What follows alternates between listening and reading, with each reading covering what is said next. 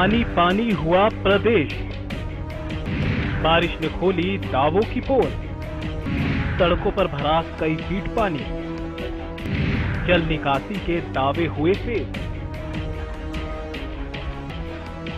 प्रदेश में बारिश का कहर लगातार जारी है। गर्मी से राहत के लिए जिस बारिश का इंतजार प्रदेश की जनता बेसब्री से कर रही थी, उस बारिश ने राहत तो दी, लेकिन राहत से ज्यादा आफत की बारिश बनकर बरसी। बारिश से जगह जगह ऐसी तबाही मचने लगी कि लोग कहने लगे, भगवान अब बरसना बंद कर दो। दुकानें, घर, सब कुछ डूब चुका है। ये बर्बादी का मंजर देख लीजिए।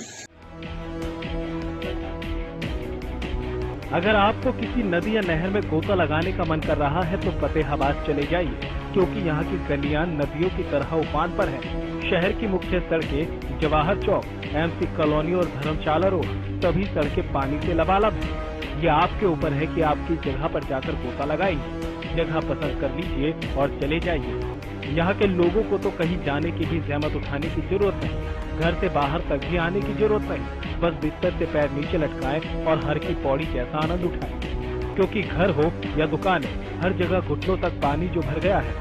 फतेहाबाद के लोगों को पानी की कोई कमी नहीं रहती, लेकिन इंतजार सिर्फ बारिश का करना पड़ता है, क्योंकि बारिश आती है और सब पानी पानी कर जाती है। लोग प्रशासन से शिकायत कर करके थक चुके हैं, तो संजीदा होना ही छोड़ दिया और मान लिया कि जब तक बारिश रहेगी तब तक ऐसा ही रहेगा।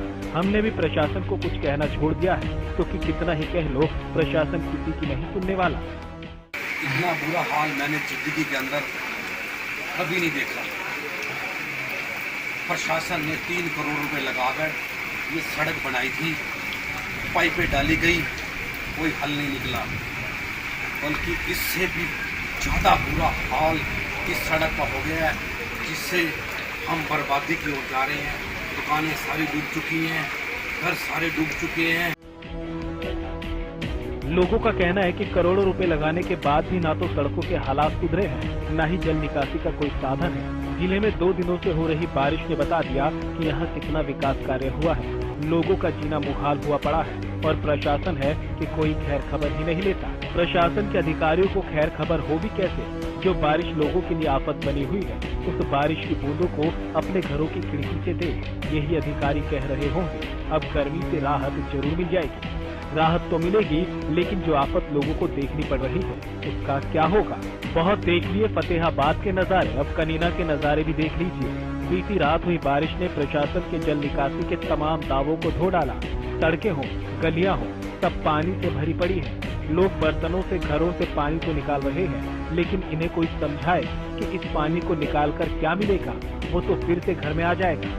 हर जगह 2 से 3 फुट तक पानी खड़ा हो रखा है। सारा घर में पानी भरो से और सुबह काट काट दुखी हो लिया। आगे देख, सारा कमरा, रसोई, बाथरूम सब भरी है। अरे इतनी बरसात में हम तो डूब गए, ना खानो पायो, ना पानी पियो, ना चा पिए तड़का है। अब पानी लग रहा सब ठंडा भरा से मकान।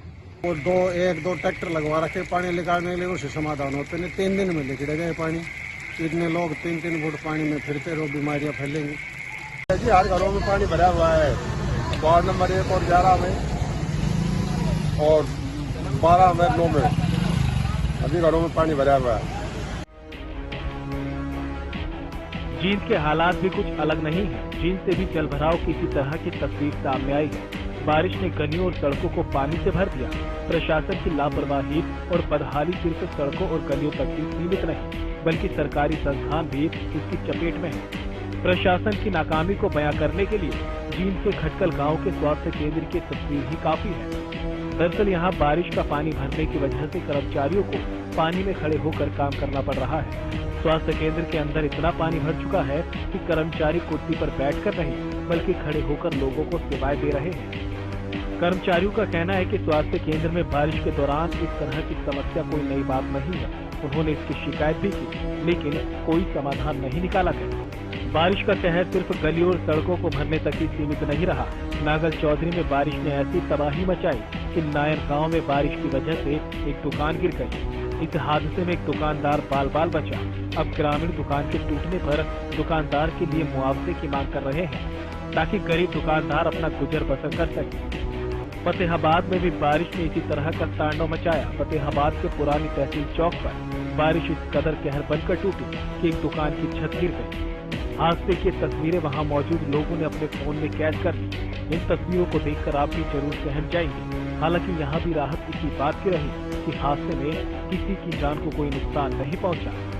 तो वहीं फतेहाबाद के ही गांव टाहली वाली ढानी में बरसात की वजह से एक 20 साल के युवक की मौत हो गई। ये युवक छप्पर के नीचे सो रहा था, तभी बारिश की वजह से छप्पर नीचे गिर गया और उसकी चपेट में आने से युवक की जान चली गई। इस सीजन की सबसे बढ़िया बारिश हुई है, कम से कम 15 अंगल बारिश है जी। और सारी फसलों को, बाजरे को, गुआर को, दोनों फसलों को बहुत ज़बरदस्त फायदा होगा। कपास को भी बहुत बड़ा फायदा होगा जी। और नांगल चौधरी ब्लॉक में पहली बारिश है ये, जो जिसको बहुत बढ़िया कह सकते हैं। किसानों की ये आस से जगी है और आगे पैदावार में बहुत बड़ा सराहना है जी। 1 एकड़ में इससे कम से कम भी नहीं तो 3 से 4 कुंटल का फायदा होगा जी। प्रदेश में बदहाल जल निकासी और प्रशासनिक अधिकारियों की लापरवाही को लेकर इनेलो नेता अभय चौटाला ने भी सरकार पर ट्वीट से निशाना साधा।